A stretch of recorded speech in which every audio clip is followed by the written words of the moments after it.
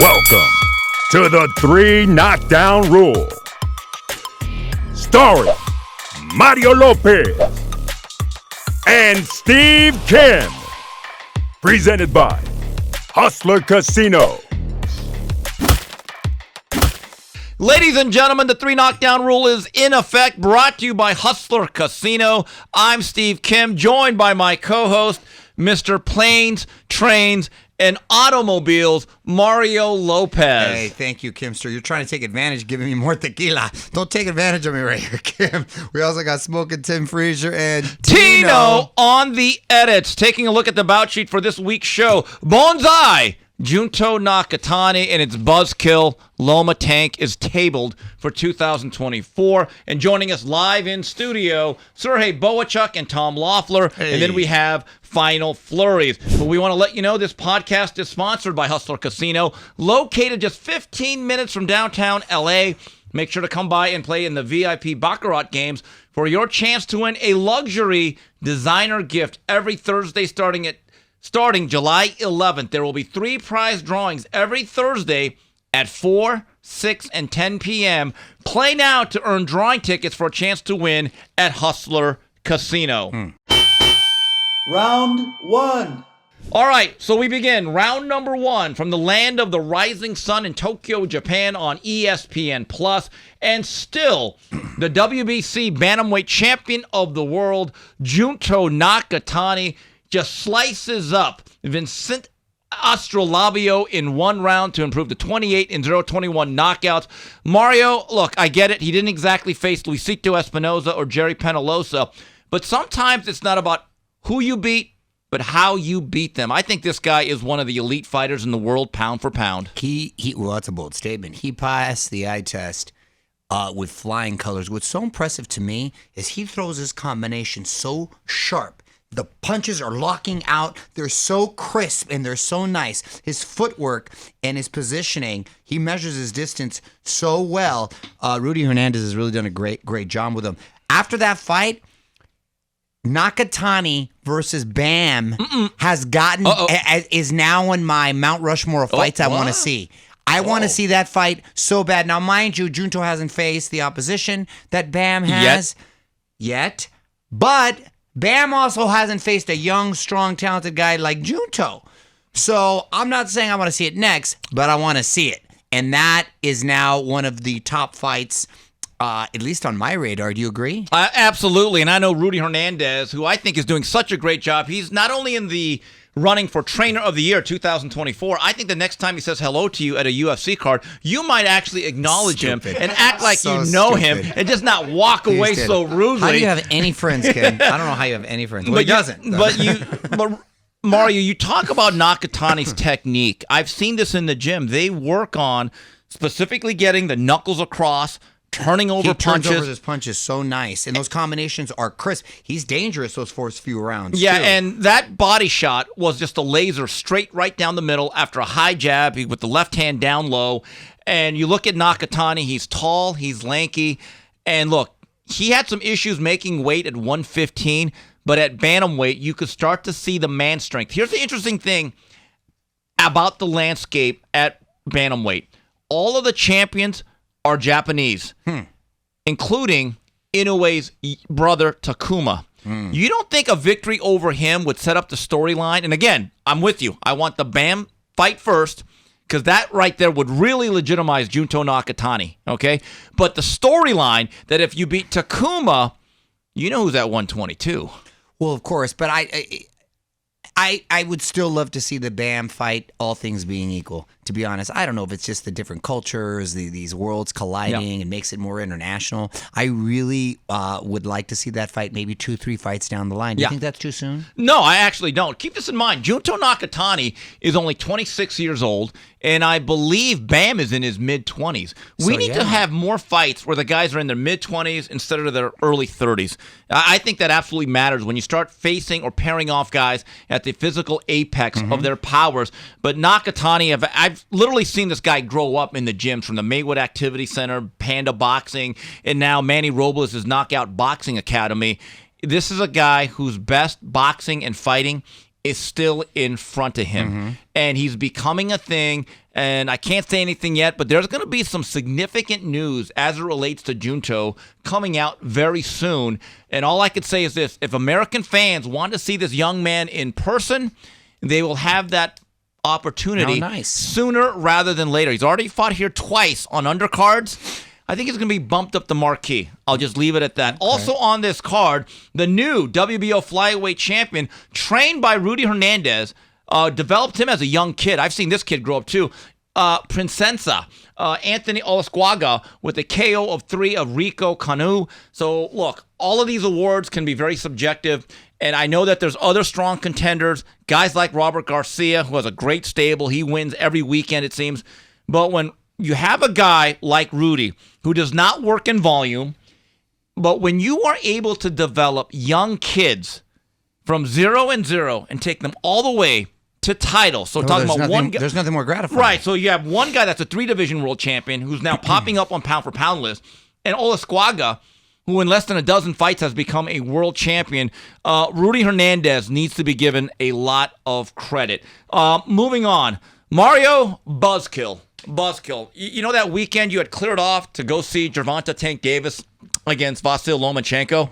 Yeah, tell Massa your weekend is now free. You can go visit the in-laws. Egis Klimas, a friend of the show, told me on Friday. That's what I want to do, go to Pittsburgh. Yeah, Pittsburgh. Nice city. It is a nice city. He told me on Friday, Loma, not in the mood to do anything. Yeah, that was so disappointing. And look, I don't buy into the whole he's ducking, this and that. Loma's already sort of proven who he is and shown his character. I just think he's at the age, he's about 36, right? Going to 37. Right, and he's got 400 amateur fights. He's clearly on the back nine, maybe 1 foot out the door. I think he was clear about not being retired. However, man, this is a big fight economically for him. I think the longer he waits, it obviously doesn't bode well for him because a little more tread on those tires. At the same time, I think Tank was sort of waiting for him to kind of age out because when he fought, was it back in 2017 when he beat Pedraza? When he beat Jose Pedraza, that's right. Then all of a sudden there seemed to be a little bobbing and moving, possibly ducking there. Well, only for 7 years. Well, that's the thing. It makes it so. Just saying. So now, look, that's still financially probably his biggest fight that he can make. It's just not going to happen next. But he said he's not retired, so we'll see. You know, if you look at the interviews of Loma before and after the fight with Kambosos, where he looked really good, he did not look like a guy that I would label as all in. It looked like he had 1 foot out the door, or he saw the light at the end of the tunnel. And look, he had almost 400 amateur fights. Right. He's now a decade into this professional run. The odometer is at like 300,000 miles. He's had a lot of things go on in his home country of the Ukraine. Sure, and there's that. And there's a lot of wear and tear physically and mentally. And I just said to myself, you know what? It reminded me of the words of our old friend Justin Fortune. He told me this years ago because I asked him a question about a certain fighter. And he said, mate, when a fighter starts talking retirement, they're basically already retired. They just don't know it. And Tank is a dangerous weapon. That if you are not all in focus physically and mentally, he will not just beat you, he will hurt you. I actually still like Loma in that fight. I think, really? I think he's a live dog. No, but I'm not saying I'm leaning towards it, but I think he's a live dog. But the more time goes on, if we're gonna wait another 6 months, then it's like, oh, that's a little frustrating to hear. But when Loma was peaking in all his powers around 2017, I really liked him. Yeah. Then now, because again, there's some more mileage right there. I don't know, but I still think he always puts out a valiant effort. But I still think Tank's got to be in his A game and really bring the heat to take him out. But it's irrelevant because now it's not going to happen, and it's frustrating because there's so many great matchups that potentially could happen at lightweight. And I also think the call against Haney took a lot out of him. Yes. He won that fight. Spiritually. That's what I'm saying. He won that, but I think that just took a lot out of him as far as it's just draining mentally, emotionally, psychologically, all that. Not physically, because I think he won that fight. You know what's funny? People think that that's not a real thing. I remember when Jeff Fennick, I thought he absolutely beat one of my favorite fighters of my childhood, Azuma Nelson. It was on one of the Razor Ruddock Mike Tyson undercards. look, I love Azuma. He did not win that fight. But when Jeff Fenech was being walked back to his trailer outside, he looked like someone had died. Right. And when they had the rematch in Australia, it wasn't the same, and he got knocked out. Yes, there's no doubt about it that certain fights have this residual effect. It's not just physical. It's psychological. Absolutely. And if you're not at the apex of your focus and physical conditioning against a guy like Gervonta Davis, who is absolutely one of the most exciting and best fighters in the game, that's a losing proposition. Putting that aside, I have a question. Do you think now that there should be some pressure on Gervonta Davis to face a guy, my good buddy, Shakur Stevenson? Absolutely. Absolutely. Either him, Haney, one of the champions. How about Zepeda? Ooh, Zepeda's number one. Oh, God, He's number one. He's number one in all four of the sanctioning bodies. So, yeah, no, I would love for him to face it. Look, he needs to capitalize on all this momentum if he really wants to be the face of the sport like he claims he is. And there's so many great matches to be made. I'd love to see, if it's not going to be Loma, then, God, I'll take any of those. Haney, Shakur, or Zepeda. Yes.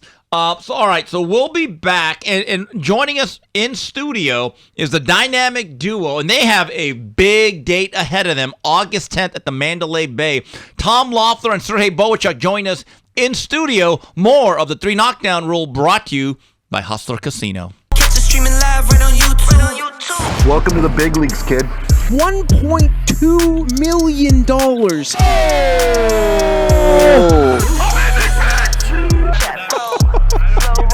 And I'm losing in this fucking game. What the fuck? There's a 400K flip. If I win by way, you get 10 grand. Fucking For my fans. What? I ran it twice. Wow. All in a call. I'm not fucking leaving. Raise it up.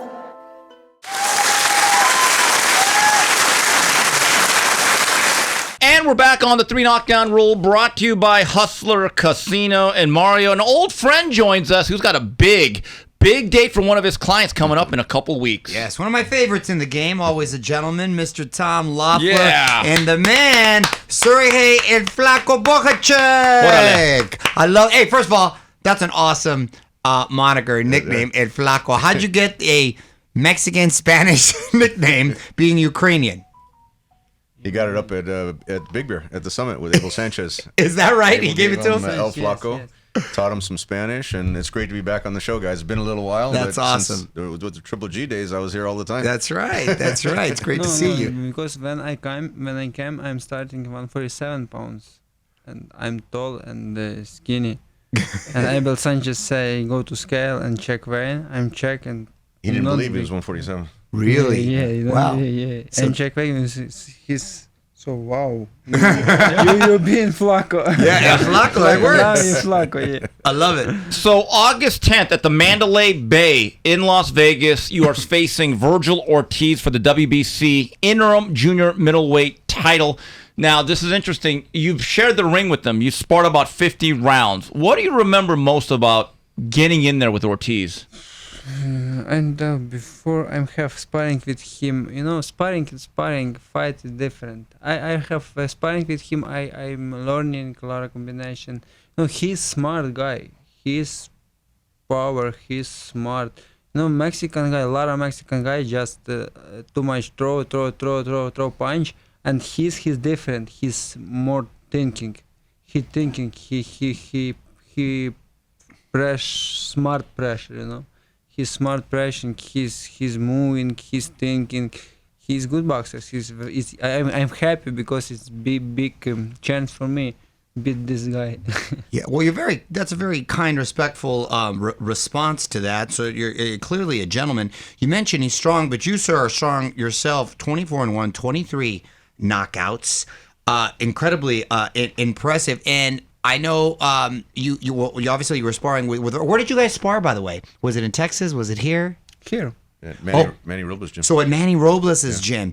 And Manny, who once worked with Virgil, there's a bit of a backstory and a little a drama to go along with it right there. Has he given you any sort of insight in his training or in his approach? Like, has he given any strategy about fighting Virgil? I mean, he's familiar with Virgil. Sparring that many rounds, he's familiar with. Yeah, I gotta imagine. And to fight this fight. My strategy be show my boxing, show my pricing. I'm power. I know I'm power. I'm stronger, and I need show this. I need it. I need to show smart boxing. Right. Not just many every time told me it's stupid. Punch and offer, and I need offer and different. It's stupid. Punch it. That 10 punches lose 8 punches. It's very stupid. I don't need to lose punches. Right. I needed punch. It's 2-3 punches and lose 0. It's my goal. Means like accuracy. Yeah. Right. No, absolutely. And you got 90% knockout ratio. That's incredible. So you say, as far as your power, you bring your power after sparring someone so much. Obviously, become familiar with them. Do you feel more comfortable in the ring because of that experience, or are you a little bit more apprehensive because you know what's coming back, or does it help you? Do you go as guarded, or do you go a little bit more aggressive because you know what you're working with? I'm more aggressive. I'm more aggressive. Yeah, I'm more aggressive. There's gonna be fireworks on August 10th. Oh man, I'm fired up. What's around the corner? I'm fired up. There was a lot of fireworks on March 30th when you faced a very tough Brian Mendoza. What do you remember most about that fight? I remember I have good fight. I have good experience in my career because Mendoza, he is knocking out in Fundora. Yeah. He's not easy. Right. I know before fight he's smart, he's smart. He can lose 8 rounds and they just lose, wait, and punch. Mm-hmm. I know this. I know this. He's very stinky, he's very smart. He can lose, and punch like his Fundora. Right. He's lose, and punch it, and more punch it. That's it. He is very smart, and I know this. And I am very dangerous. In this fight, a couple times I'm feeling I can more push. I can more punch it. I can couple times I'm feeling I can win this fight KO. And take it easy. You know this guy. Yeah, take it easy. You win decision. Okay. Because he's very dangerous. He was beat up in that fight. Mendoza was beat up over 12 rounds. Mendoza was tougher than a combat Yeah, I boot. know. He's tough. Yeah. So that was a very impressive victory. Very tough. You see his face after fight? Yes. He very little. Well, he looked different after the fight than he did before the fight. Right, so that's a tough fight. So, Tom, after that victory, that was a PBC show. Yes. There were options. There was also talk of Virgil Ortiz fighting Tim Tszyu. Right. So you had several options. How did we land on this particular fight? Take us through that whole process. Well, if you remember, that whole fight came about. Serhii was supposed to fight Fundora for the full WBC title. Then when Keith Thurman pulled out, Fundora got the fight with Tszyu. With Tim Tszyu, wound up beating Tim Tszyu, and so then they sanctioned Serhii to fight Mendoza for the interim title. So as the interim champion. Now, like you said, Steve, he's got a lot of options. It all came about when Virgil was going to fight Tim Tszyu on this August 3 show for the Riyadh season show. And then when Tim Tszyu wasn't cleared to fight in August, then Tom Brown called up and said, Tszyu can't fight. Do you want the Virgil Ortiz fight? And I talked to Serhii, I talked to Manny. He said, okay, yeah, we'll take that fight. But then for whatever reason, it didn't land on that show. So Golden Boy then pitched it to DAZN. And then that's how we wound up with the main event on DAZN at Mandalay Bay. I love it. It's going to be fireworks. I cannot wait. Congratulations on making that happen and having the guts to pull the trigger on that. It's funny because you beat Brian Mendoza, who beat Fundora, right, who's now a world champion. You're right in the mix out of all these. A win here over Virgil Ortiz could change your life entirely. Have you thought about the magnitude of this event on August 10th? It's I excited now. It's big chance for me. I'm tall. I wanna be a world champion. Now I will world champion. Now I wanna beat best boxers. I'm not interested easy boxers. I need best boxers. Virgil best boxers now. He's have great record. 21 KO. He is number 1 in box rec now. Yeah. He is best boxer now. I'm interested beat him. it's exciting. Yes. I want this fight. I want to show my people, show my fans. Interesting, very interesting fight. I love it. And he's smiling too when he says it. Now, Tom, I think all things considered, have you, considering the history, figured out the penalties for not making weight and also the weigh-in time? You know, that was Manny's concern, not so much the fight, but if Virgil is going to come through with the fight, because he's canceled a few fights, and he hasn't made the last two fights supposed to be at 154, and it came in over. So there are clauses in there, penalty clauses. I was talking to Steve about that. And you got to, just to back up for a minute, you really got to give Serhii a lot of credit. A lot of guys that just win a world title, then they start wanting to make easy title fights, easy defenses. And he's like, as soon as I said Virgil Ortiz, is like, let's do it, let's make it. So you got to give both guys credit, and especially Serhii. Yeah. So Tom, here's the issue, because I don't want to get into A side, B side, but Golden Boy Promotion seems to have a little bit of clout, and I'm assuming it's their date. I've seen this. Is this weigh-in going to be at 8 o'clock in the morning or closer to the afternoon? Because, again, they now weaponize weigh-ins. Has that been settled as of yet? They do change. Weigh-in times change quite a bit, or vary quite a bit, and it hasn't been settled yet as far as what time the weigh-in is going to be. Yeah. How are you doing with your weight? My weight is okay. My weight is okay. Look, he's El Flaco. We're not worried about it. He's El Flaco. That's right. Yeah, guy, I'm okay. And Virgil, it's not serious, guys. He's professional boxer. He won a several champion, and he can't make weight. Come on, it's very no, it's not serious. Come on. We did the WBC weight check, the 30-day weight check over the weekend, and he's 167.4, and the limit's 169. So he's right on weight. He's 13 pounds over. Okay. He's right on weight, and I don't think Virgil sent in his weight check yet, so we're still waiting on his weight check. So Tom, we are still waiting. That's not a good sign. That's not a good sign. That's not a good sign there. Tom, so all that's been figured out. Let's go worst case scenario, because quite frankly, look at the history.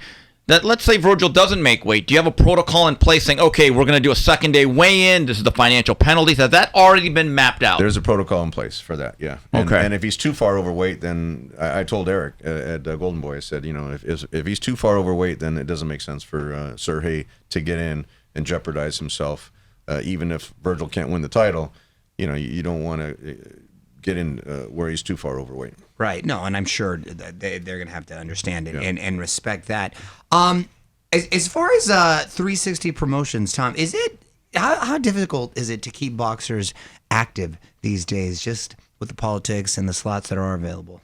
Mario, we have a great relationship with Dana White. I know you know Dana my well. Buddy. Yeah, and he really wants to build boxing on UFC Fight Pass. So he gave us 10 dates this year. So we're able to keep. We signed a lot of great fighters. That's awesome. We got the show on Friday night at Commerce Casino. Omar Trinidad, who's a fan favorite here from Boyle Heights, he's defending his WBC Continental America's title, featherweight. And Gory Ritson, who trains with Freddie Roach, also has WBC Continental America's welterweight championship, and he's defending against another undefeated Armenian. So it's going well. We're able to build the fighters, build young talent. Serhii fought on the Hollywood Fight Night shows, all the way going back to the Avalon, which you guys and then Quiet Cannon, Montebello, which was a big party, and then. So you got Serhii, Callum Walsh has come through that the Fight Pass days. So we're excited about some of the young talent. Kane Sandoval is doing really well. So it's going good, and we're going to see the next generation of champions coming up through that. And Dana wants to get into boxing in a bigger way. I love hearing that. Tom, I was told by a good source that Callum Walsh may be making a homecoming in the fall. That's true. I wanted him to go next year in 2025. We went to Boston. We went to Madison Square Garden twice with Callum. And then Dana saw the reaction of the Irish media, and he's like, you know what? We got to bring Callum to Ireland. So he'll be fighting his next fight in Ireland. The exact details haven't been announced yet, but it'll be in the fall. He'll be back there in a big arena in Dublin. Nice. Dana doesn't do it small. Yeah. So he's going to go in a big arena in Dublin. Irish eyes will be smiling. Hey, they will.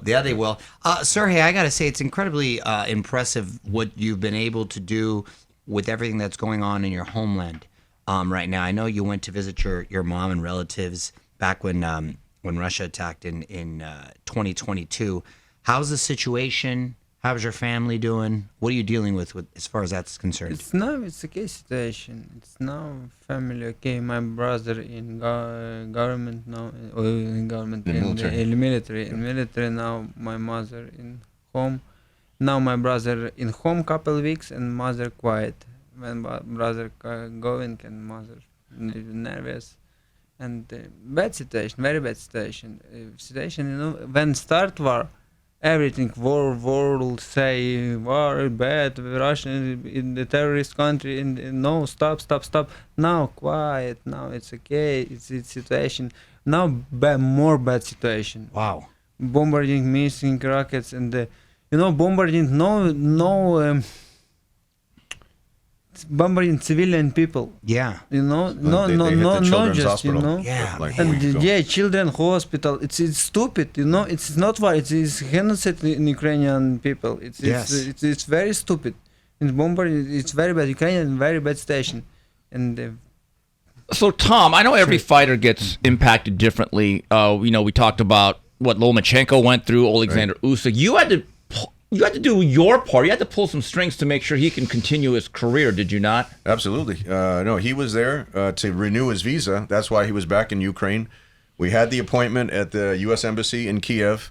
2 weeks before that appointment, Russia invaded, and the embassy was vacated. So there was no embassy, no visa. He was there for 6 months, and we had to get official permission from the Minister of Sports because they wanted to keep all military-age men there to protect their country. Sure. So we had to get special permission for Serhii to fight for his country in the ring, not in the military, especially because his brother's in the military. And like he said, you know, when his brother goes to the war, then his mother is very concerned about that. So then we after 6 months, we got him out legally with the official permission. Then he was in Poland for a month before we got the appointment at the U.S. Embassy in Poland, in Warsaw. So he was going from hotel to hotel, and a lot of Ukrainians. 10 times, 1 month, 10 times. I'm changed. He had to change hotels 10 times. 10 times, you know. See? And three days, 1 whole 3 days. It's in Poland and Warsaw, and 10 times I'm going. Then there's I'm and my wife, and 10 times. And I'm making the unbelievable reservations. with the family right there. We got over here Americans complaining because they don't have their Airbnb in time. That's right. That's a true I mean? refugee. I remember when I met you, probably about 7 years ago, when we'd visit Golovkin, and you were just this young kid working out before Gennady got into camp, and I don't recall you really speaking a lot of English, and it's really picked up well. Yeah, he's good. Better than you, Kim. That's not saying a lot. How much do you enjoy life in America, though? I enjoy it when I came first time, and I'm training in Abel Sanchez camp. You know, it's for me. I'm coming young guy, and I have experience training with Golovkin, Garcia, and a lot of people, and Angulo too coming and train. It's it's very, very interesting for me. I have sparring with Golovkin. I have he's easy working, and I'm feeling with this Golovkin. He's very strong, He's, He's sparring easy. But he's punched easy, I'm feeling. But hard. He's punched easy. Yeah. And just heavy. Like iron, Yeah. No hand, iron, Like a sledgehammer. Very, I've seen some. Very strong. I see. Well, yes, he's one of my favorites. I love him. I've seen some video of him right now because he's getting into training himself. Yeah. Right, and he looks a little thicker. It looks like he can even hit he looks like he'd be taking you out at all weight classes right now. So you look back, the one loss that you had, I remember it was on the NBC series, right? At Ring City. Yep. I thought you were on your way to winning, and it was a wet, rainy night. It was an outdoor venue. Yep. Terrible Serhii, conditions. do you remember slipping on the canvas? The next thing you know, the fight's over. I remember. That's a bad memory. I hate to bring it up, but what do you recall from that? No, it's learning. It's for me. It's learning, and I don't think I lose this fight, and it's the situation. It's situation. Now I'm understand. Its situation make me more harder. Now I understand what is this. Because before I don't have this experience. I'm every fight I'm win punch it, and I don't have this experience. And when I lose punch in this fight, when in this situation in the slow floor and the ring and everything is stopped, give him resting. It's very bad stage for me. It's very different now. Of course, after the situation, I'm very upset. For me, I'm very angry. I'm very. And now I'm thinking it's big learning for me. I'm learning in this. Good attitude. When I'm lose fight, I came in Los Angeles. I'm sat with many Robles, and many Robles tell me it's you not lose. You're learning this fight. That's right. Yeah, you're learning, you're thinking, you're learning, and no more. Now learning and no more. And now I'm a couple of years before. Now I'm understand. It's no more. It's one time. It's stupid. No more. And it's now. That's the perfect way to look at it. You don't lose. You learn. Yeah, and the reality is, look, Brandon Adams, I think, had a shot against Charlo, didn't do much, and that was 3 years ago. But that is the impact of having a promoter that actually fights you, get to overcome that. So as we wrap it up here, Serhii, very basic question. How do you win this fight on August 10th? How do you come out victorious? I know this guy. I have sparring with his style. Last press conference, his style. We have 50 round sparring. I know him. Yeah, 50 round sparring. It's not 12 round fights. Fights is different. And I know him in sparring, and I know what he do in fight. He's try smart win this fight. I know what I need to do with him in this fight, and he scared me. Last time I'm have interview with the girl Christina. His question for me, and what do you see in his eyes? I'm saying what I see. I'm see his eyes. He scared me. He's scared of you. Oh, really? He scared me. Yeah. I'm see he scared me. He know me. He know I'm strong. I'm power. He know this. He know he don't have before opponent like me. Yes, he have good opponent, and it's no like me. He know this, and he scare me. And this may be good, maybe no good, because he know me, and he's now training more power, more training, double training, because he know what this fight. It's big fight for him.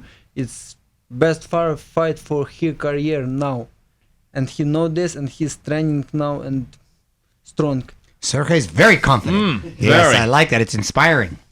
It's inspiring. So, Tom, as we wrap it up here, you guys win that fight. Who's the first name you call out? Because it's wide open at that point. At that point, it's wide open. If he beats Brian Mendoza and beats Virgil Ortiz, then he can pretty much ride his ticket on at that point. Main event, DAZN. Before it was on Amazon Prime. So he can pretty much pick and choose who he wants. Tim Tszyu would be a great name for him. We'll see what happens with what Spence does at 154. Charlo at 154. Madrimov Crawford. Yeah, that's coming up soon. Yeah, absolutely. So that's a great thing about 154. He's got a lot of different options at that point. Well, okay, you're a fighter. You see stuff we don't. How do you see Madrimov Crawford? Crawford wins this fight. Crawford wins it. Okay. Crawford better boxer, smarter boxer. Yeah, Madrimov good fighter. He can punch it, and Crawford better.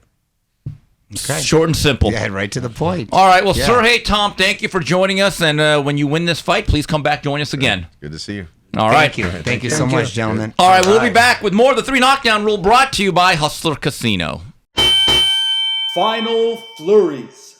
All right, we're back on the 3 Knockdown Rule. Want to thank Serhii Bohachuk and Tom Loeffler. I love Tom Loeffler. I don't care what you say about him. And you know what? I say a lot about him, and some of it is true. One of these days, he's going to actually show up on time for something. But I got to tell you, Serhii Bohachuk, I remember, again, his English surprised me. Dude, it's good. It is good. It's really good. Very impressive. What a fight that's going to be. I can't wait. Oh, I'm jealous that you're going to be there in person. Mandalay Bay. I know. Let me see. What does the wife got? Right my God. Mandalone here. I mean, come on. Look at you. Well, no, I got to make sure I got to keep up appearances right here. Who pays the I gotta bills around here? here? If I can buzz out there for the day, I might join you. I don't want to hang out with you, but anyway. I'm going to hit up Loeffler. I'm not going to hit you up. All right. Mario, moving on to Final Flurries. Are people... There's 2 things here. Are the detractors of Jake Paul, are they taking this too seriously? And are the supporters of him taking him too seriously as an actual world-class fighter because he just knocked out Mike Perry this past weekend. First of all, it was late for me to stay up that. It got done at like 1 a.m. East Coast time, and so that was after a very. Oh my God, I got to tell you about my day. That's leading up to that. But let's talk about the event. It's frustrating because, look, I never knock anyone that gets in there. You need to have a pair of balls. It's incredibly brave. Takes guts. It takes guts to get in there. He seems to be really dedicated. He's managed to make all these shenanigans work for him, and it's turned out to be a lucrative thing. God bless him. With that said, my guy looked 40 to 50 pounds heavier than Mike Perry. 50. Well, he was walking around at 240. Jeez. Hold on, he was walking around at 240. And he cut down. 240? Yes, and he cut down to 205, and that was questionable. Mike Perry only came in like a 186, and he usually fights around 170, 75, and he had about 4 inches short. So, and then that was the early morning weigh-in, so he probably ballooned back up to 240. He looked huge in there. You saw it. Didn't look huge. He looked massive. He was huge. He was huge. Yeah. And then there's all the enhancements that Oh my accusations God! are Hey, allegedly. I mean, come on. No. But Mike Perry, bro, and I like Mike Perry, but my guy was not keeping his hands up. Chin was sticking straight out, was squared up. He looked like he's never fought in his life. I'm like, what is going on? And he couldn't have that same bare knuckle approach. With that said, he was still hanging in there and got a couple shots, but it was just about a matter of time. Do I think Jake Paul's improving? I guess. But then again, he's not. He's fighting these older, much smaller MMA fighters who aren't necessarily boxers, and if he wants to be taken serious, you got to fight a boxer once in a while. And what does he do at the end of the fight? He calls out yet another MMA fighter. Now, mind you, the MMA fighter he called out was Alex Pereira. That's a dude that's his size. Okay, is that a real fight, in your view? Yes, because he was a former kickboxing world champion. Obviously, he's not going to be using his feet, but he knows how to box. And the dude's got bricks in his hands. Heavy hands. Dana will never allow that. Never allow that because he might be fighting for the heavyweight championship. He could be the first 3-division champion in UFC history. We're not going to jeopardize that by fighting that dude. So that will never allow. But he's calling that out there. But he's not calling out any boxers. The whole thing. It's fascinating. We should have asked Tom while he was here. Well, but it was fascinating because, look, there was butts and seats. I don't know how it did as far as pay-per-view, but it just afterwards it's kind of like I'm mad at myself. At the same, Why? you know, I like a circus. Why? You know, I like a circus. You called me. You're P.T. Barnum. I love me an event. You told me that Victor Ortiz might be finally facing Brandon Rios. I'm like, I love it. No. Victor Ortiz is fighting on the Mayweather-John Gotti third undercard. My view is... Didn't you say he was fighting Brandon Rios? No. I'm saying they might as well make that fight. The I think you got me excited because I thought you said they were fighting for sure. Yeah.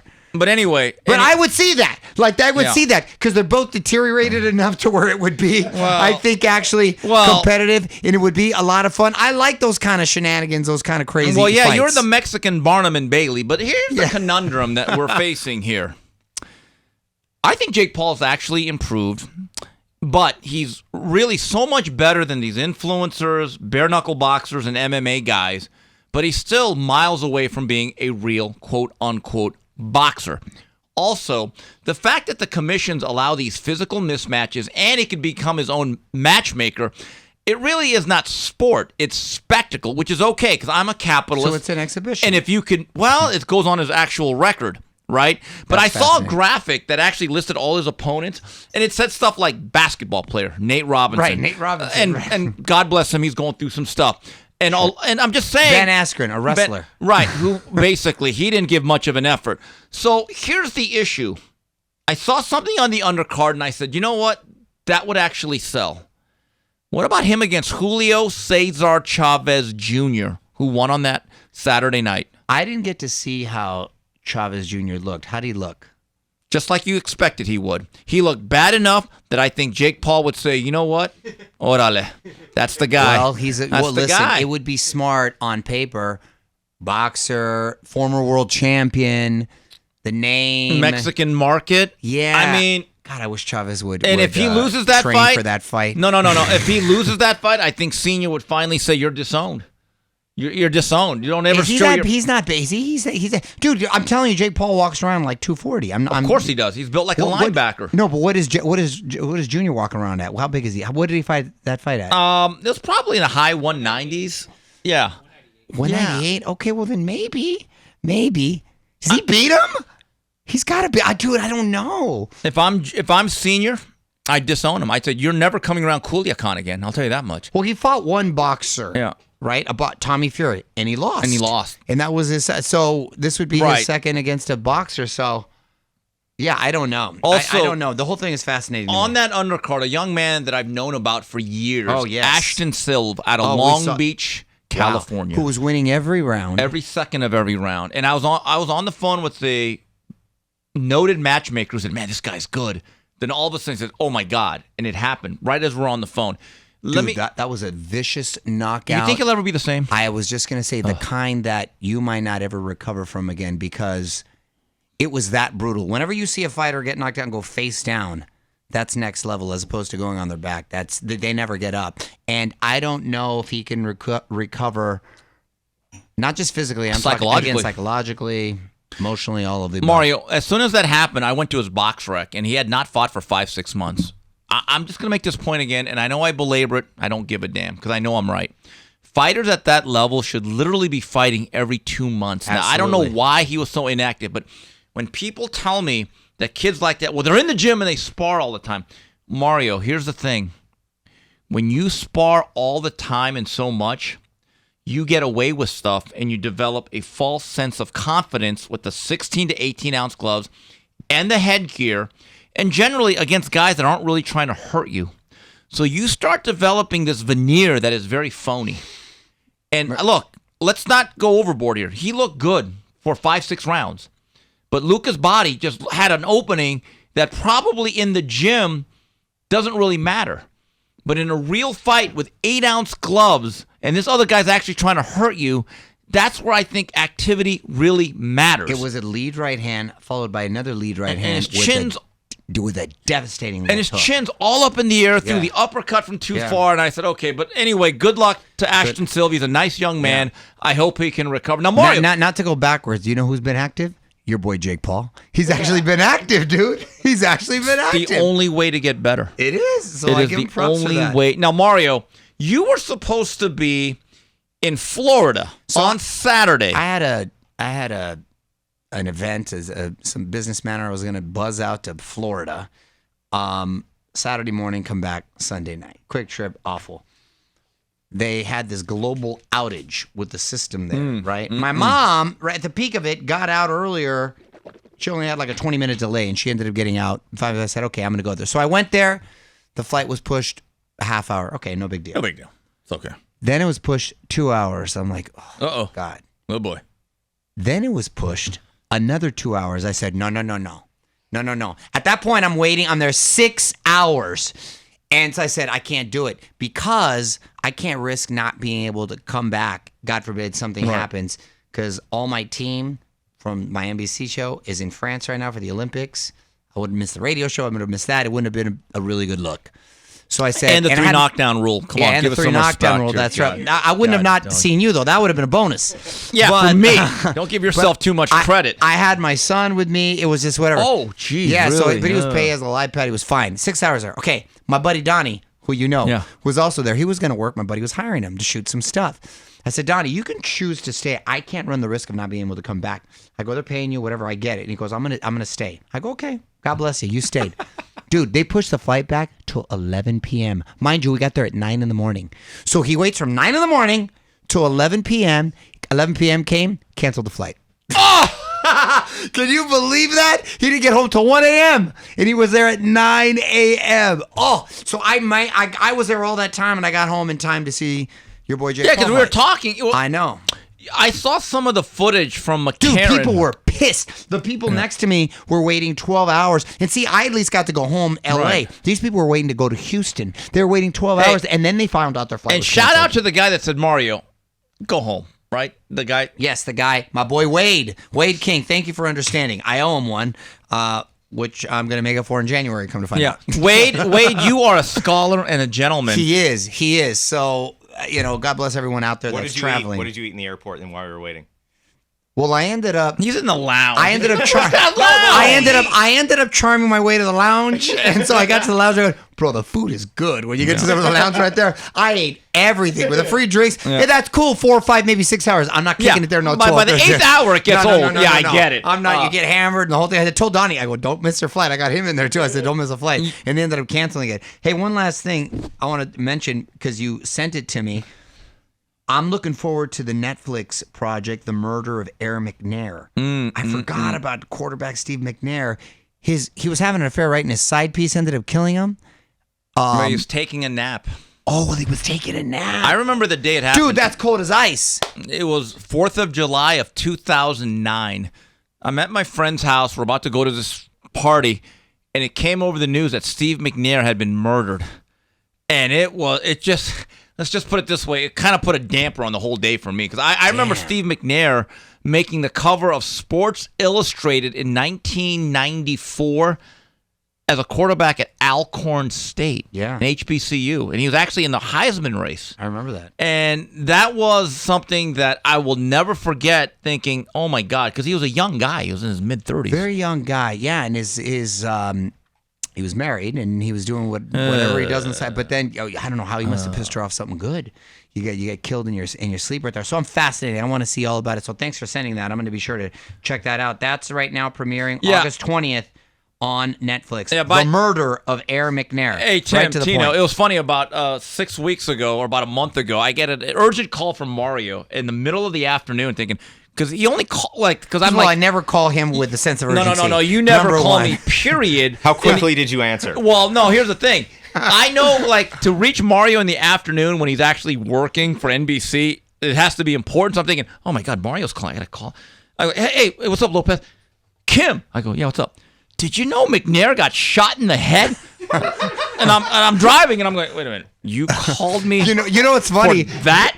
He really did though. Well, you know what's funny is Dana White called me, and he goes, dude, and he sent me something he saw on IG about McNair getting shot. It was the anniversary. He goes, did you know this? I go, yeah, I think I did. No, you didn't. I said, I think I did. I'm not sure. I said, let me call my friend. He knows all kinds of random shit. Yeah. So then I called you, and then you're like, yeah. And then I sent him. It's funny because I just sent him the thing, the Netflix thing right there. By the way, speaking of our guy Jim Harbaugh, all I took from that is you just called Steve Kim your friend. Yeah. I didn't. The feelings are not. For lack of a better word. The feelings are not mutual. Trust me. By the way, speaking of our guy Jim Harbaugh, Captain Pleats.